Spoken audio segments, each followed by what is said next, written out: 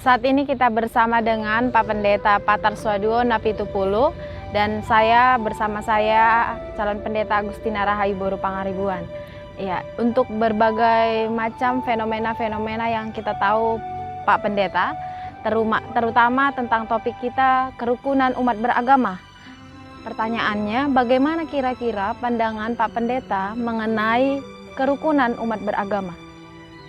Wah, ini pertanyaan yang selalu up to date ya, senantiasa, apalagi di tengah-tengah bangsa yang majemuk ini. Kerukunan umat beragama itu tidak pernah berhenti dan tidak pernah selesai, tapi harus selalu diperjuangkan, selalu diusahakan dan diupayakan supaya ini boleh terjadi di tengah-tengah bangsa, karena bangsa yang majemuk ini memang hanya bisa kuat dengan rukun, dengan bersatu, dengan saling menghargai, saling menghormati satu sama lain, tanpa pandang suku, agama, dan ras. Saya kira ini menjadi penting ketika bangsa atau dunia ini selalu berusaha mengkotak-kotakkan ataupun menciptakan tembok-tembok pemisah dalam kehidupan di berbagai unsur. Jadi isu ini harus selalu disuarakan, selalu diperbincangkan, tapi dengan maksud-maksud positif dan maksud-maksud yang memang bertujuan membangun kebersamaan yang sejati di tengah-tengah bangsa dan negara kita. Kira-kira gitu singkatnya. Tapi untuk realitanya Pak Pendeta, memang Indonesia kita sudah merdeka, bahkan kita sudah memiliki simbol Bhinneka Tunggal Ika, berbeda-beda tetapi tetap satu jua. Walaupun demikian, tetapi realitanya masih ada tetap perkotak-kotak. Kira-kira bagaimana pandangan Pak Pendeta mengenai kerukunan umat beragama di tanah Jawa sendiri? Ya, karena itulah saya katakan bahwa memang ini harus selalu diperjuangkan, selalu diusahakan, karena manusia itu dinamis. Manusia dinamis, pengalamannya dinamis, itu ada pasang surut. Karena itu dibutuhkan orang-orang yang memang senantiasa care dan peduli pada urusan ini. Dan ini seharusnya bukan hanya urusan gereja atau urusan sekelompok orang, tapi urusan semua orang. Ya, dimanapun, bukan hanya di tanah Jawa, dimanapun diusahakan. Karena itu kita berbeda, kita diciptakan Tuhan dengan jelas banyak perbedaan-perbedaan kita. Tidak usah orang-orang yang berbeda karena suku atau agama atau ras. Anak-anak dari sebuah keluarga saja, kakak beradik punya perbedaan dan kekhasan, keistimewaan masing-masing. Dan kalau tidak dikelola dengan baik, maka itu bisa tidak produktif, bisa tidak menjadi sebuah hal yang bagaimana ya, bawa damai di tengah-tengah keluarga, apalagi dalam masyarakat yang selalu berubah karena berbagai hal. Jadi dimanapun saya kira isu ini harus selalu diperjuangkan. Dan yang kedua, kalau di tanah Jawa saya kira baik-baik saja. Saya kira di sini memang mungkin dari sudut sejarah juga sudah sangat baik, sudah sangat heterogen, sehingga kalau bicara soal urusan kerukunan itu bukan hanya dalam kaitannya dengan agama, tapi juga tentu dengan berbagai hal, karena interaksi sosial daripada masyarakat itu selalu dinamis dan bertumbuh seiring dengan kebutuhan real yang ada di tengah-tengah masyarakat ini, sebagai masyarakat petani di tengah-tengah kecamatan Tanah Jawa ini. Saya kira no problem, tidak ada problem yang terlalu serius, tidak ada, hanya memang yaitu bagaimana selalu menambah orang-orang yang care dengan ini dalam berbagai hal. Saya kira kita sudah semakin kuat dalam urusan ini. Gitu. Ya, mungkin tadi begitu banyak penjelasan dari Pak Pendeta, tapi mungkinkah itu terlalu universal? Bagaimana Pak kalau kita melihat dari sudut pandang HKBP?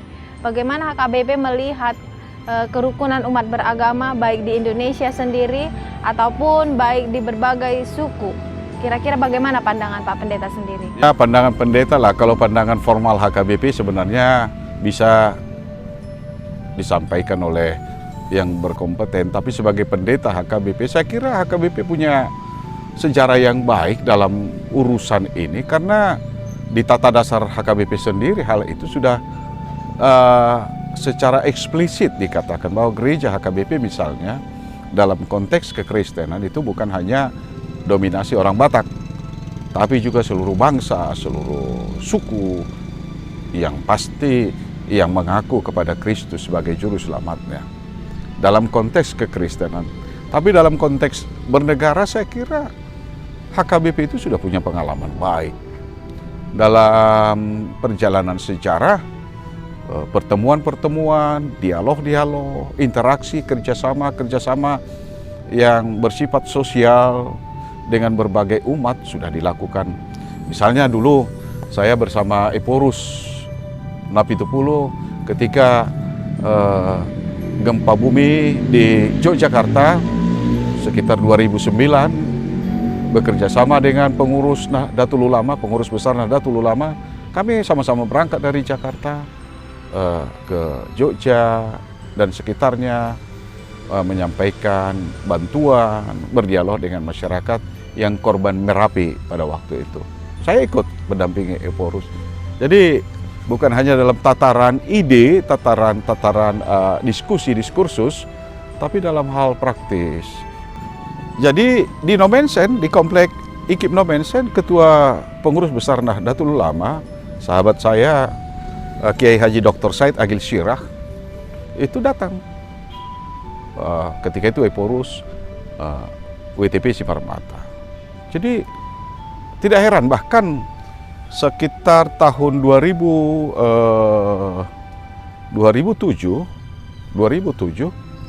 saya bersama dengan Profesor Din Samsudin mengunjungi kantor pusat HKBP. Beliau ketika itu sebagai utusan khusus Presiden untuk hubungan antar umat beragama dan keberagaman.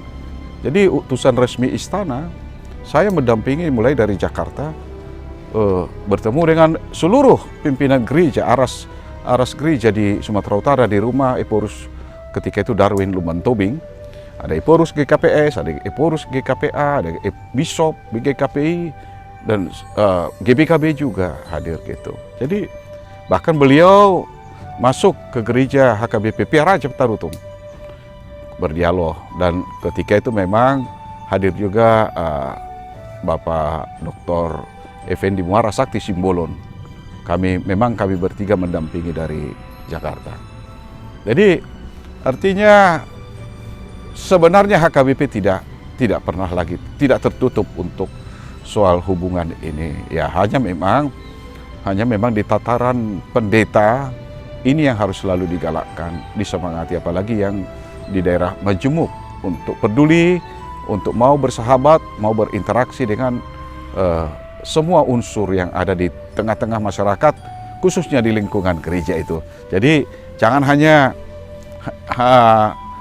lingkungan gereja saja yang diurus, tapi ya jadi berkatlah, bersinarlah, menjadi sesamalah, paling tidak 100 meter atau 50 meter dari tembok gereja, supaya gereja itu menjadi bagian daripada masyarakat. Saya berpikir seperti itu mengenai kehadiran HKBP di tengah-tengah kemajemukan kita ini. Menjadi berkat itu bukan semata-mata karena kebutuhan dan kepentingan HKBP semata, tapi memang kebutuhan dan kepentingan masyarakat. Kira-kira gitu. Ya, ketika HKBP sendiri memiliki perjumpaannya dengan Nahdlatul Ulama, bahkan dialog-dialog mungkin berbagai pengalaman, kira-kira Pak Pendeta, apakah ada faktor utama yang harus dipenuhi untuk bisa memenuhi seperti pengalaman Pak Pendeta, akhirnya begitu indahnya, seolah-olah memang kerukunan umat beragama itu dapat dilakukan oleh siapa saja. Kira-kira apa faktor yang paling utama yang harus kita penuhi? Meyakini firman Tuhan bahwa Yesus itu bersahabat dengan semua orang. Sesama manusia yang dimaksud bukan hanya Kristen, tapi semua ciptaan Tuhan. Itu prinsip utamanya.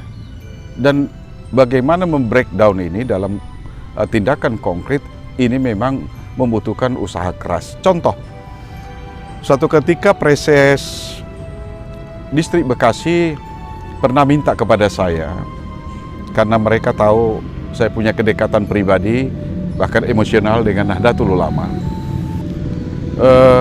supaya boleh kiranya ada waktu untuk bertemu dengan pengurus besar Nahdlatul Ulama di kantornya di Keramat Raya. Saya setuju, mari. Karena memang saya senang, karena pendeta HKBP itu harus mendekatkan diri kepada semua orang dan membuka diri. Nah, yang menarik waktu itu setelah Nahdlatul Ulama, para kiai seperti Pak Said Agil dan juga sahabat saya yang sangat dekat, moga-moga dia nanti menjadi ketua umum, Dr. Marsyulis Yud, seorang kiai yang sudah 15 tahun menjadi sahabat saya, menyetujui. Memang agak menarik juga waktu itu, karena beliau mengatakan hanya dengan WhatsApp Pendeta Napitupulu bisa mempertemukan, mengumpulkan kiai-kiai Nahdlatul Ulama. Karena dia bilang bahwa ada kiai NU di HKBP, tapi yakni Pendeta Napitupulu. Yang menarik ini teman-teman saya ini, dalam persiapan menuju Nahdlatul Ulama sehari sebelumnya kami koordinasi, kami sudah bersepakat untuk memakai baju pendeta. Dalam artian baju hitam dan juga ada white collar, menunjukkan yang hadir ini pendeta. Kami setuju dan bertemu di situ. Lalu pada hari H, waktu yang ditentukan, saya terkejut karena semua pakai batik. Hanya saya yang pakai white collar. Lalu saya tanya, kenapa ragu menunjukkan identitasmu sebagai pendeta HKBP? Nahdlatul Ulama itu sudah biasa dengan seperti itu. Bahkan saya sendiri bisa hilir mudik di kantornya ini dengan memakai baju pendeta dan tidak masalah dan dianggap saudara. Ya karena memang Nahdlatul Ulama itu luar biasa dalam memahami kemajemukan. Saya kira tanpa mereka bangsa ini sudah runtuh. Luar biasa Nahdlatul Ulama. Jadi kawan-kawan saya agak malu juga. Mungkin itu muncul karena mungkin entah kenapa belum selesai dengan dirinya soal kemajemukan dan memahami siapa Nahdlatul Ulama. Itu sehingga yang sebelumnya kami rencanakan memakai baju pendeta, kan itu menarik kan.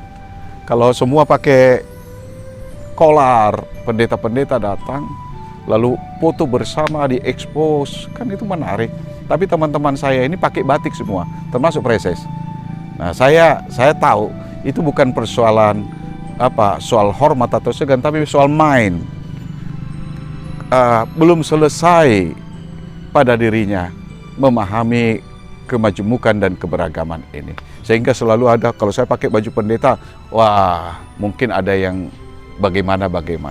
Sebenarnya tidak, itu hanya soal baju, tapi penting untuk menunjukkan identitas di tempat itu. Jadi harusnya memang ya pendeta HKBP belajar. Karena HKBP bukan gereja yang tertutup, gereja yang terbuka. Jadi harus belajar, mau dimanapun. Hilangkan rasa benci antar sesama. Dari berbagai pengalaman Pak Pendeta, bahkan dialog-dialog antar HKBP beserta dengan Nahdlatul Ulama, kira-kira adakah kerjasama yang konkret, yang sedang atau yang akan dilakukan antar HKBP dan Nahdlatul Ulama? Kira-kira bagaimana Pak Pendeta? Ya banyak. Tadi saya cerita Merapi 2009. 2010 HKBP dan Nahdlatul Ulama itu mendatangani MOU, kerjasama bersama dalam rangka menyikapi keberagaman. Sangat konkret antara Eporus Napitupulu waktu itu dan juga pengurus besar Nahdlatul Ulama di sebuah hotel di Kuningan, Jakarta. Saya ikut mendampingi karena saya menjadi orang yang ditunjuk oleh Eporus untuk menjadi simpul. Lalu konkretnya dalam pelaksanaan implementasi MOU itu, saya dari HKBP bersama Pendeta Ferry Siregar dan juga dari Nahdlatul Ulama Dr. Imdadun Rahmat itu duduk bersama mendesain sebuah program pendidikan pluralisme kemajemukan untuk 50 kota kabupaten yang juga disupervisi oleh Pak Luhut Panjaitan. Di kantornya, waktu itu masih di Bakri 2. Setiap minggu kami ketemu di situ untuk mendesain itu selama hampir 2 bulan. Kadang-kadang Pak Luhut ikut menengahi, memberikan masukan dalam diskusi kami. Hanya memang waktu itu tidak menjadi konkret karena ada perubahan lah, ada sesuatu mungkin karena kesibukan masing-masing organisasi. Itu. Saya kira itu bisa dilanjutkan karena para pendahulu HKBP itu sudah melakukan, sudah membuka jalan. Dan bagi Nahdlatul Ulama khususnya, hal itu bukan barang baru, atau HKBP bukan sesuatu yang aneh lagi atau tidak dikenal di kalangan Nahdlatul Ulama. Banyak dokumentasi yang membutuhkan itu.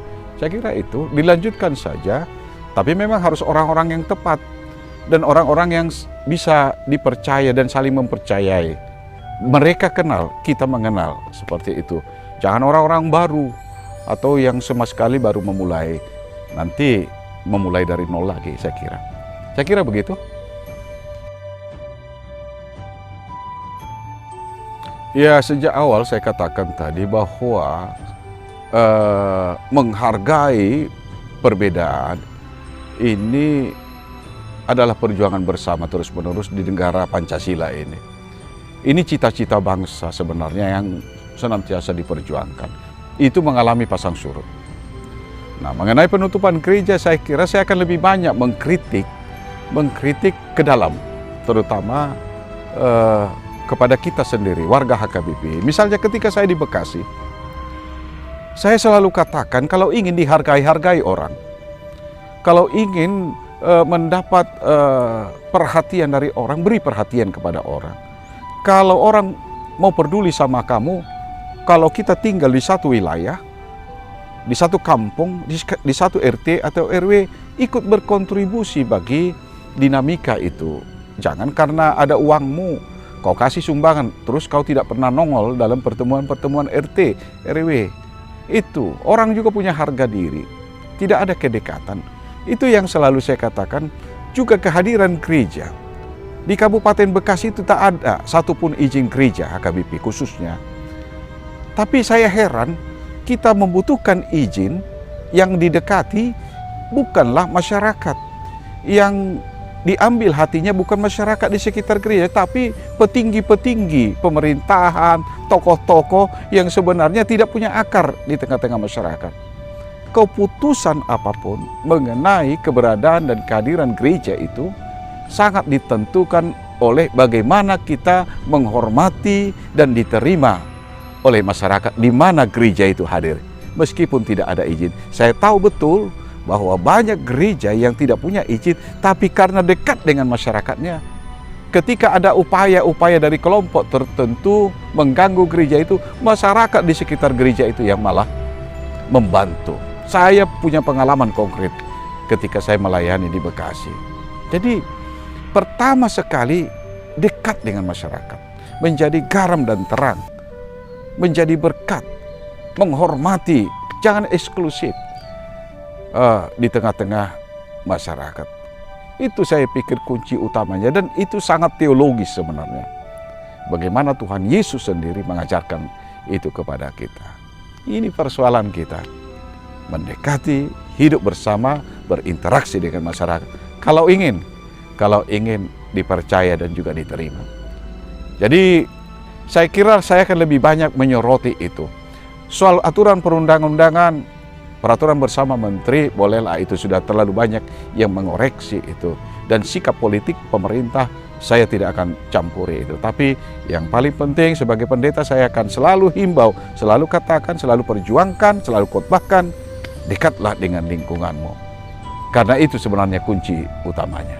Kira-kira demikian.